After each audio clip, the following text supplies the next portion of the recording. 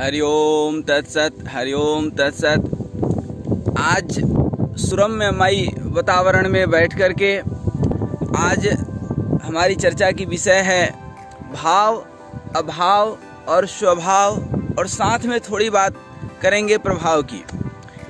जीवन में सुख और दुख हम कई बार बता चुके हैं कि भाव से होते हैं, स्वभाव से होते हैं, न कि किसी अभाव से, न कि किसी के प्रभाव से।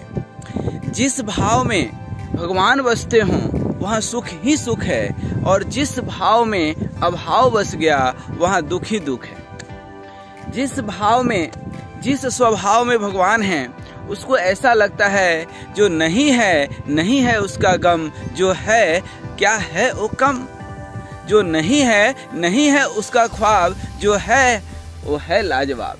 ये भाव में जब भगवान बसते हैं तो चित्र में भी भगवान के चरित्र नजर आते हैं, और भाव में जब अभाव बसता है तो भगवान में भी, भगवान के चरित्र में भी चित्र नजर आता है। सारा जगत सिया राम मैं सब जग जानी, करहूं जोरी जुग पानी। ये जब भाव में भगवान बसते हैं तो यह सारा जगत सिया राम में लगता है, अर्थात माता पार्वती और शिव, अर्थात यह प्रकृति और जो है भगवान एक संयोग रूप से लगते हैं। यदि हम बात करें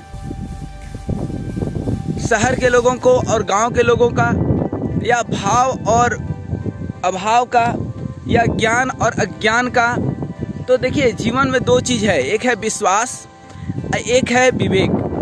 या तो आप जान लीजिए या मान लीजिए। भक्त क्या करता है, सदगुरु के कहे हुए वचनों को मान लेता है, और ज्ञानी क्या करता है, विवेकशील पुरुष क्या करता है, वह जानने की कोशिश करता है। बहुत अच्छी बात है, जाननी चाहिए। तो भगवान भी यही कहते हैं, कृष्ण भगवान भी यही कहते हैं अर्जुन को कि जान लो तो सबसे अच्छी बात है, लेकिन कितना जानते रहोगे। इसलिए सर्वन्य धर्म, सारे धर्मों को त्याग करके, सब कुछ त्याग करके हमारे शरण में आ जाओ। माम एकम शरणम व्रज, हमारे शरण में आ जाओ। कहाँ इतना दिमाग लगाओगे। तो भक्त बनना, विश्वास करना ज़्यादा फायदेमंद होता है। दृढ़ विश्वास, आस्था, और यह विश्वास ही है कि गांव के लोगों को, जो भगवान के भक्त हैं, उनको हाथी में गणेश जी नजर आते हैं। जिनके जीवन में अभाव है, कुसंगति का प्रभाव है, उनको गणेश जी में भी हाथी नजर आते हैं। यही जो है मूलभूत अंतर है।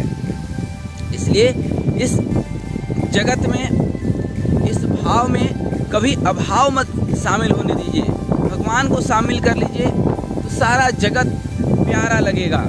और देखिए ये क्या है, जीवन संस्कारों से चलता है, संसार संस्कार से चलता है, और इस संस्कार को आप पिछले कई हजार सालों से ढो रहे हैं, क्योंकि कई सारे जन्म लेने पड़े होंगे। ये प्रारब्ध से संस्कार मिलता है। आजकल जो ज़्यादातर घरों में विवाद होता है, सिर्फ ये संस्कार की वजह से। क्या होता है कि हर व्यक्ति अपना एक संस्कार लेकर के पैदा होता है, फिर परिवार से कुछ व्यवहार, प्यार और ज्ञान मिलता है, उसके हिसाब से उसकी अपनी एक सीडी तैयार हो जाती है, उसकी एक अपनी ऑडियो गाना तैयार हो जाती है।